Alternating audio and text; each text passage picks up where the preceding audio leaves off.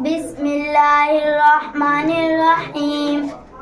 آج کا سبق غسل کے باقی مسائل۔ سوال نمبر 1، غسل کی کتنی قسمیں ہیں؟ جواب نمبر 1، 3 قسمیں ہیں۔ نمبر 1 فرض، نمبر 2 سنت، نمبر 3 مستحب۔ سوال نمبر 2، غسل فرض کتنے ہیں؟ جواب نمبر 2 6 ہے، اور ان کا بیان تعلیم الاسلام کے کسی اگلے حصے میں آئے گا۔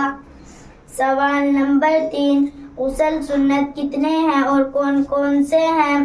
جواب نمبر 3 4 ہے، اور وہ چاروں یہ ہے: جمعہ کی نماز کے لیے غسل کرنا، نمبر 2 دونوں عیدوں کی نماز کے لیے غسل کرنا، نمبر 3 حج کا احرام باندھنے سے پہلے غسل کرنا، نمبر 4 عرفات میں وقوف کرنے کے لیے غسل کرنا۔ سوال نمبر 4، غسل مستحب کتنے ہیں اور کون کون سے ہیں؟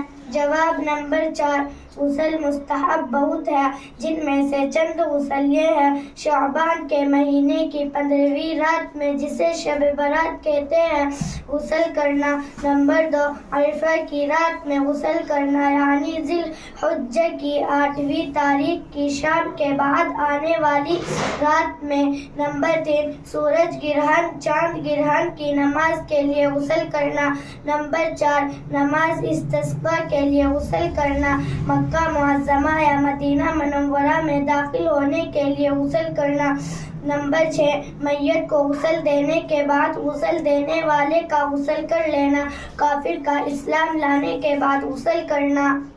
سوال نمبر 5، اگر غسل کی حاجت ہو اور دریا میں غوطہ لگا لے یا بارش میں کھڑا ہو جائے اور تمام بدن پر پانی بہہ جائے تو غسل ادا ہو جائے گا یا نہیں؟ جواب نمبر 5، اگر غسل کے وقت بدن ننگا ہو تو قبلے کی طرف منہ کرنا ناجائز ہے، اور سطر چھپا ہوا ہو تو مذائقہ نہیں۔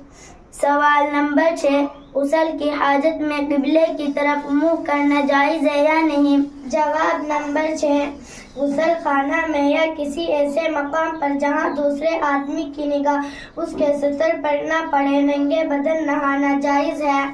سوال نمبر 7، سطر کھول کر غسل کرنا کیسا ہے؟ جواب نمبر 7، پانی زیادہ بہانا، نمبر 2 سطر کھلا ہونے کی حالت میں کلام کرنا، نمبر 3 یا قبلے کی طرف منہ کرنا، نمبر 4 سنت کے خلاف غسل کرنا۔